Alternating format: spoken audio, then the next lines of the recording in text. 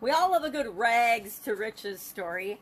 Sharon Horne-Ellstrom here. Congratulations, you are an overnight success.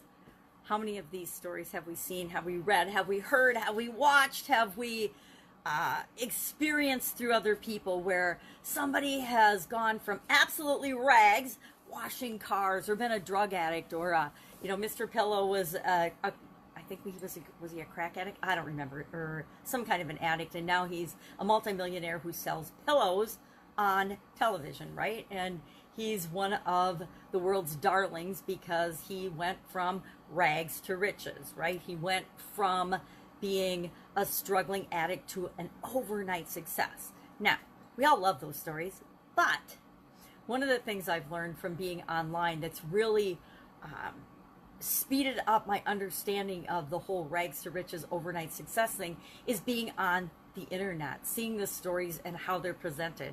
And marketing is all about sharing stories, the stories of brands, the stories of people, the stories of influencers. It's about sharing stories and telling a story.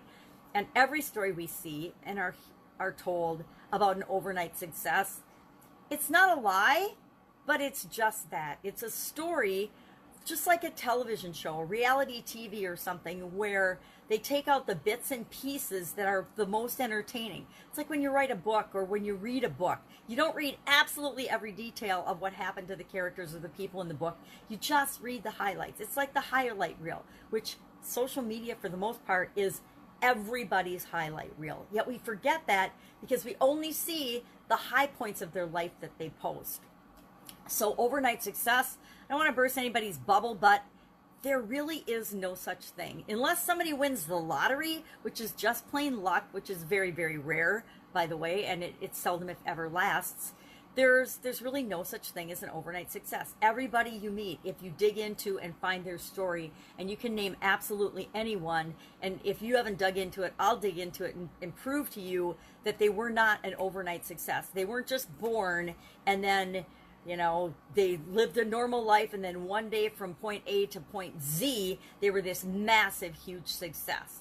Everything that we do and want to achieve in our life, it's a journey, and it takes work, and it takes effort, and it takes us really wanting it and going after it and working toward it by taking steps toward it. It doesn't always feel like work. When it's something we love, it doesn't necessarily feel like work. But it's interesting that the harder you work, the luckier you get.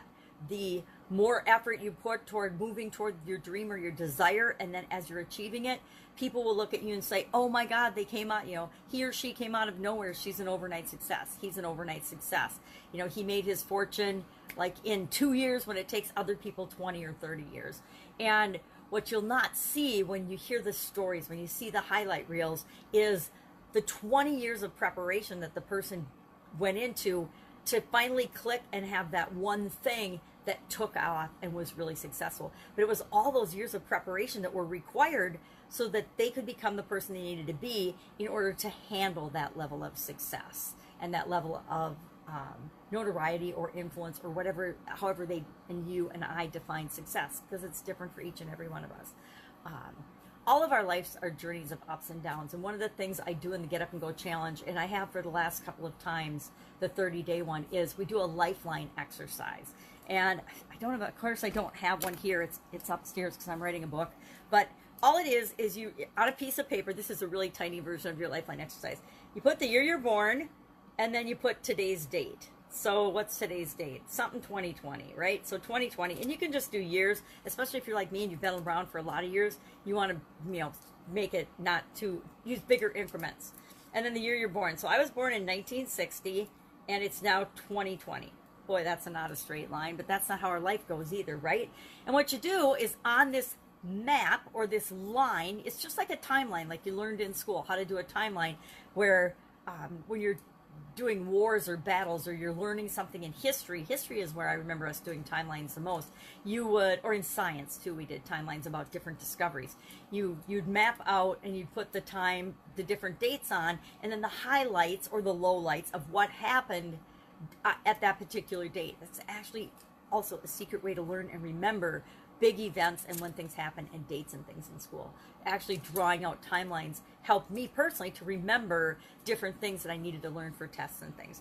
Well, the same is true for our life. We can map out our life as a timeline by pinpointing the high points and the low points, because guess what? Our life isn't this nice straight line up to success, right? Wouldn't it be nice if it was? I can't even see what I'm doing. It's not a nice straight line up to success. To get to the top of the mountain of what we want is here, and we start out here. We all start out pretty much at neutral, right? We start out, we're born. Some people a little below neutral or normal or average, other people a little above normal or average. If you're born into a really super duper wealthy and advantaged family, you might start out a little higher than other people. But guess what? That doesn't matter, because we're all born as blank slates, blank little human beings, and it's up to each and every one of us to decide what we're going to do with that life and what we're going to create. Because there's a lot of people that were born with all of these advantages that squandered them, and there's just as many people that were born with no advantages or disadvantages that have created magnificent things with their life, and they've made the world a better place just because they've been here and existed. So the timeline exercise we'll talk about in detail during the challenge, but for right now, so you get an idea, when you were born, high points, low points, and you just map out your life. Is your life trending upward? We all want our lives to be trending upward toward what we want, right? That is how we move toward success. And again, success is determined only by us. Some people that the outside world and everyone else would consider an amazing success, they consider their lives a failure. Think of all of the famous people who have committed suicide when they were at the top of their career or the game, and everyone outside them looking in would say, oh my God, they're overnight success, they've got it made. You know, think of John Belushi, think of Elvis, right? Think of, oh my gosh, there's so many famous people that we could talk about that everybody would have agreed that they had this blessed, wonderful, amazing life, yet they took their own life. I think Robin Williams was one of my favorite people in the whole wide world, and I actually met him, and he, you know, had lived with lifelong depression, and most people didn't know that, and so they were surprised when he actually committed suicide. So overnight success, just like anything else in our lives, it's just the tip of the iceberg what other people see. And where we get into trouble with these overnight success stories, at least I found I was even feeling a little bit of it when I first went from the offline world to the online world and was trying to get my ducks in a row. I knocked a duck down. I felt the compelling pull of comparison, comparing myself to other people. And I was like, okay, well, if so-and-so has done this already and they did this in this short amount of time, why is it taking me years? I do a daily journal of my transition from the brick and mortar world into the corporate world to the online world. I think today is day 964. So 964 days in a row, at least, I have been documenting my journey to go from the offline world to the online world. And there's a lot of days I think, well, 964 days, or even at 100 days and 300 days and 200 days, I would find myself comparing myself to other people and saying, well, so-and-so just had a launch and made $1 million. Why haven't I made $1 million with my launch yet? So-and-so, someone else did a webinar and they made 6 figures in a week in their webinar. Why haven't I done that? So-and-so is doing challenges, and I've been doing challenges for decades. Why am I not making $1 million every time I do a challenge when, you know, so-and-so is making millions and millions of dollars with their challenges? Well, because each and every one of us has our own unique journey. And guess what? All of those people, all of those stories, all of those are not comparing apples to apples. Whenever we compare ourselves to other people, and it almost never comes out well for us, right? Because we compare ourselves where we're failing to them where they're succeeding. We forget that there's probably a whole lot of other areas and aspects of their life that they're not 100% successful and happy and satisfied with, but we don't ever see that whole big picture. So next time you're tempted to compare yourself to someone else, anyone else in your industry or outside of it for any area or aspect of your life, remind yourself that we don't know, and you don't know, and I don't know what it took for them to achieve the result that we see. You know, I know people that get really upset when they go on social media and they see other people, like people they went to school with or went to high school with, doing things and doing different things and achieving different things, or having grandkids even. And I'm like that's a competition. and they get all upset about it, or, you know, going on vacations or doing different things or buying new houses, whatever it might be. And they compare their journey, their experiences to that, and then they feel bad. Never a good thing, right? Because we don't know, you don't know, I don't know what it took for each individual to actually get the thing that they're showing us and highlighting us in social media.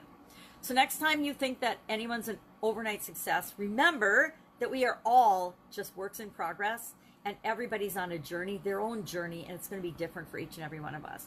And that it's up to us to not compare ourselves to other people and just to continue to strive to be the best version of ourselves at any given time. That's it. That's our setup for success today as we get ready for the next Get Up and Go Challenge, October 1st through 31st, right here on the Get Up and Go Challenge page.